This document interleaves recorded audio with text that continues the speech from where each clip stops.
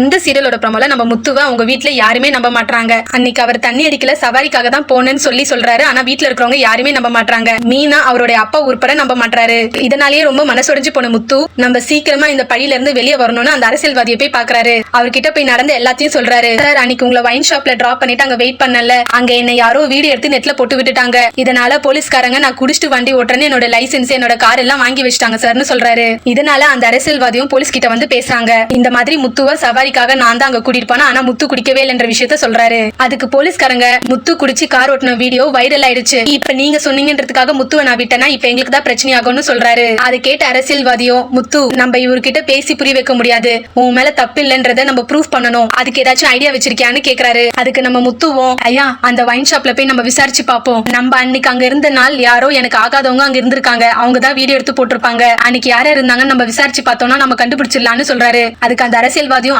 நல்ல ஐடியா முத்துவா இப்பவே போலான்னு ரெண்டு பேருமே அதே வைன் ஷாப்புக்கு போறாங்க. அந்த அரசியல்வாதியும் அன்னைக்கு தேதிக்கு யார் யார் வைன் ஷாப்புக்கு வந்திருக்காங்கன்னு சிசிடிவி ஃபுட்டேஜ காட்ட சொல்றாரு. அந்த வைன் ஷாப் ஓனர் சிசிடிவி ஃபுட்டேஜ காட்ட முத்து அதுல சிட்டிய பாக்குறாரு. சிட்டி முத்துவ வீடியோ எடுக்கிறது அந்த சிசிடிவி ஃபுட்டேஜ்ல பாக்குறாரு. இத பார்த்த முத்து ஓ இதெல்லாம் உன் வேலை தானா, இருடா நான் இப்பவே வரேன்னு கிளம்புறாரு.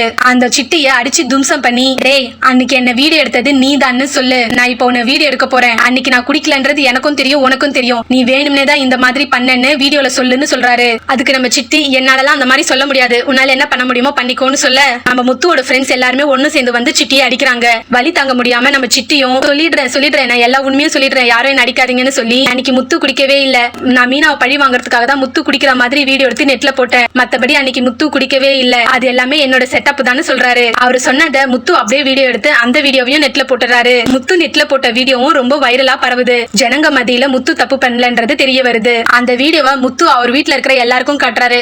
அதை பார்த்து அண்ணாமலை மீனா எல்லாருமே முத்து நாங்க உன்னை தப்பா நினைச்சிட்டோம், இது தெரியாம நான் உன்னை கை வேற உங்ககிட்டன்னு அண்ணாமலை சொல்றாரு. நம்ம மீனாவும் என்னங்க நீங்க என்கிட்ட எவ்வளவோ சொன்னீங்க, நானும் உங்களை நம்பாம போயிட்டு என்ன மன்னிச்சிடுங்கன்னு சொல்றாங்க. நம்ம முத்துவும் பரவாயில்ல உங்க இடத்துல யாரு இருந்தாலும் இப்படிதான் பண்ணுவீங்க, உங்க மேல எந்த தப்பும் இல்லன்னு சொல்றாரு. போலீஸ்காரங்களும் முத்து மேல தப்பு இல்லன்னு தெரிஞ்சுக்கிட்டு அவருடைய காரும் லைசன்ஸும் கொடுத்துறாங்க. இதனால முத்து பழையபடி கார் ஓட்டவும் கிளம்பிடுறாரு. இதுக்கப்புறம் முத்து சிட்டி எப்படி பழி வாங்க போறாருன்னு தெரியல. இத பத்தி உங்களுக்கு ஏதாச்சும் ஐடியா இருந்தா கமெண்ட்ஸ்ல சொல்லுங்க. இது போன்ற சுவாரஸ்யமான நிகழ்ச்சிகளுக்கு ஸ்டார் வியூஸ் சேனலை சப்ஸ்கிரைப் பண்ணுங்க. தேங்க்யூ.